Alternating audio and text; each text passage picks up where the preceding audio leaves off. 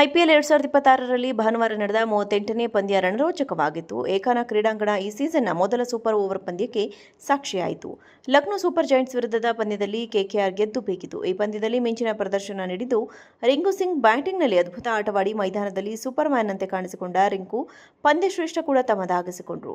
ಪಂದ್ಯದ ನಂತರ ಕೆಕೆಆರ್ ತಂಡವನ್ನು ಸೋಲಿನಿಂದ ರಕ್ಷಿಸಿ ಗೆಲುವಿನತ್ತ ಕೊಂಡೊಯ್ದ ರಿಂಕು ತಮ್ಮ ತಂತ್ರ ಮತ್ತು ಬೌಂಡ್ರಿಯಲ್ಲಿ ತೆಗೆದುಕೊಂಡ ಅದ್ಭುತ ಕ್ಯಾಚ್ ಬಗ್ಗೆ ಮುಕ್ತವಾಗಿ ಮಾತನಾಡಿದರು. ಪಂದ್ಯದ ನಂತರ ರಿಂಕು ಸಿಂಗ್ ಅವರನ್ನ ರಿಂಕು ದಿ ಟ್ರಬಲ್ ಶೂಟರ್ ಎಂದು ಅಡ್ಡ ಹೆಸರಾಗಿ ಬದಲಾಯಿಸಬೇಕೆಂದು ಕೇಳಿದಾಗ ಅವರು ನಯವಾಗಿ ನಗುತ್ತಾ, ಇಲ್ಲ, ರಿಂಕು ಎಂಬ ಹೆಸರು ಸರಿಯಿದೆ, ಅದೇ ಇರಲಿ ಎಂದು ಹೇಳಿದರು. ರಿಂಕುವಿನ ಈ ಮಾತು ಕೇಳಿ ಸ್ಟೇಡಿಯಂನಲ್ಲಿದ್ದ ಫ್ಯಾನ್ಸ್ ನಕ್ಕರು. ನಾನು ಬ್ಯಾಟಿಂಗ್ ಮಾಡಲು ಬಂದಾಗ ತಂಡ 4 ವಿಕೆಟ್ಗಳನ್ನು ಕಳೆದುಕೊಂಡಿತ್ತು ಮತ್ತು ಪರಿಸ್ಥಿತಿ ಗಂಭೀರವಾಗಿತ್ತು ಎಂದು ರಿಂಕು ವಿವರಿಸಿದರು.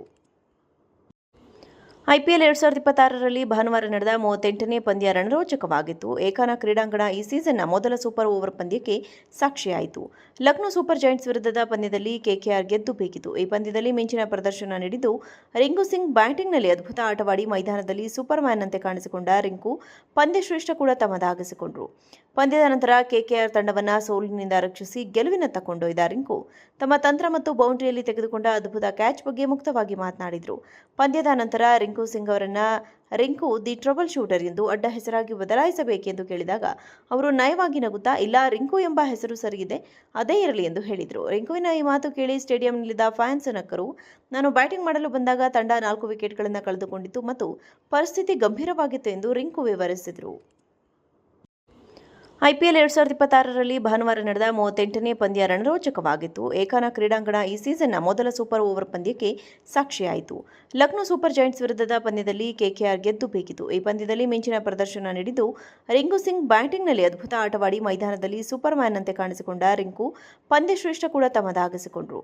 ಪಂದ್ಯದ ನಂತರ ಕೆಕೆಆರ್ ತಂಡವನ್ನು ಸೋಲಿನಿಂದ ರಕ್ಷಿಸಿ ಗೆಲುವಿನತ್ತ ಕೊಂಡೊಯ್ದ ರಿಂಕು ತಮ್ಮ ತಂತ್ರ ಮತ್ತು ಬೌಂಡ್ರಿಯಲ್ಲಿ ತೆಗೆದುಕೊಂಡ ಅದ್ಭುತ ಕ್ಯಾಚ್ ಬಗ್ಗೆ ಮುಕ್ತವಾಗಿ ಮಾತನಾಡಿದರು.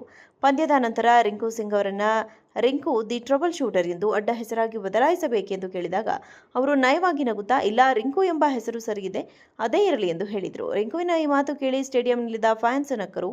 ನಾನು ಬ್ಯಾಟಿಂಗ್ ಮಾಡಲು ಬಂದಾಗ ತಂಡ 4 ವಿಕೆಟ್ಗಳನ್ನು ಕಳೆದುಕೊಂಡಿತ್ತು ಮತ್ತು ಪರಿಸ್ಥಿತಿ ಗಂಭೀರವಾಗಿತ್ತು ಎಂದು ರಿಂಕು ವಿವರಿಸಿದರು.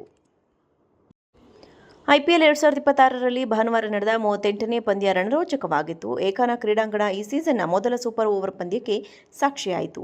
ಲಕ್ನೋ ಸೂಪರ್ ಜೈಂಟ್ಸ್ ವಿರುದ್ಧದ ಪಂದ್ಯದಲ್ಲಿ ಕೆಕೆಆರ್ ಗೆದ್ದು ಬೀಗಿತು. ಈ ಪಂದ್ಯದಲ್ಲಿ ಮಿಂಚಿನ ಪ್ರದರ್ಶನ ನೀಡಿದ್ದು ರಿಂಕು ಸಿಂಗ್ ಬ್ಯಾಟಿಂಗ್ನಲ್ಲಿ ಅದ್ಭುತ ಆಟವಾಡಿ ಮೈದಾನದಲ್ಲಿ ಸೂಪರ್ ಮ್ಯಾನ್ನಂತೆ ಕಾಣಿಸಿಕೊಂಡ ರಿಂಕು ಪಂದ್ಯಶ್ರೇಷ್ಠ ಕೂಡ ತಮ್ಮದಾಗಿಸಿಕೊಂಡರು.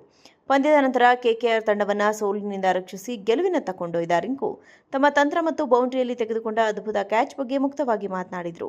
ಪಂದ್ಯದ ನಂತರ ರಿಂಕು ಸಿಂಗ್ ಅವರನ್ನ ರಿಂಕು ದಿ ಟ್ರಬಲ್ ಶೂಟರ್ ಎಂದು ಅಡ್ಡ ಹೆಸರಾಗಿ ಬದಲಾಯಿಸಬೇಕೆಂದು ಕೇಳಿದಾಗ ಅವರು ನಯವಾಗಿ ನಗುತ್ತಾ, ಇಲ್ಲ, ರಿಂಕು ಎಂಬ ಹೆಸರು ಸರಿಯಿದೆ, ಅದೇ ಇರಲಿ ಎಂದು ಹೇಳಿದರು. ರಿಂಕುವಿನ ಈ ಮಾತು ಕೇಳಿ ಸ್ಟೇಡಿಯಂನಲ್ಲಿದ್ದ ಫ್ಯಾನ್ಸ್ ನಕ್ಕರು.